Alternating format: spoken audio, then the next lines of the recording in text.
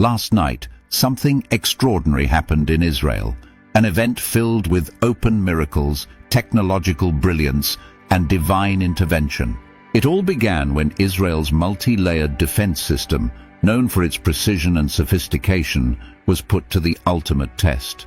The first line of defense, the Iron Dome, intercepted short-range rockets up to 70 kilometers away.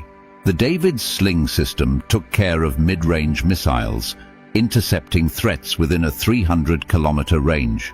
Finally, the Arrow system, designed to handle long-range ballistic missiles flying outside of Earth's atmosphere, was also activated. With a range of 2,400 kilometers, the Arrow intercepted missiles that could have caused unimaginable devastation. As Iran launched ballistic missiles towards Israel, all three of these defense systems sprang into action, working in unison to protect the country.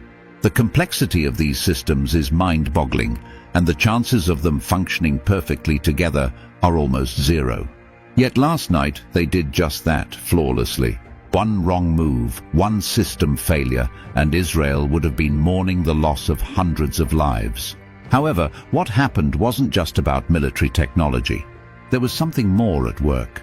A man who has never been particularly religious posted a message after the attack. He wasn't a man of faith until last night. In his message, he said, "If you're looking for miracles, man, last night I started believing. Missiles hit all around me, but none of them hit my house or any house for that matter." This wasn't just luck or coincidence. The missiles that weren't intercepted by Israel's defense systems didn't hit their targets. Instead, they landed in sand, in water, and in so-called empty spaces. If you've ever been to Israel, you know how tiny the country is. Empty spaces are hard to come by, yet that's exactly where these deadly missiles ended up. Think about that for a moment. Hundreds of ballistic missiles designed for destruction either detonated by Israel's miraculous defense systems or miraculously missed their targets, causing zero casualties and minimal damage. How can anyone look at that and not see the hand of God? But I understand the difficult questions that arise. Where was God during the terror attack just days ago? However, if you take a step back and look at what had to happen last night for Israel to escape with so few casualties, it becomes clear. What we witnessed was nothing short of miraculous. It was like God splitting the Red Sea before our very eyes. Just like then, some people refused to believe it was a miracle, and some will still try to explain last night's events naturally. And that's fine. But if you look at this objectively, like that man, you'll have a hard time explaining how hundreds of deadly missiles landed harmlessly in empty spaces without seeing the hand of God.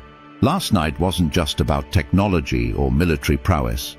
It was a powerful reminder that two forces continue to protect the Jewish people, the Israeli Defense Forces and Hashem, the God of Israel. Last night will go down in history as one of the most miraculous displays of divine protection and military coordination the world has ever seen. Military experts will analyze what happened for generations.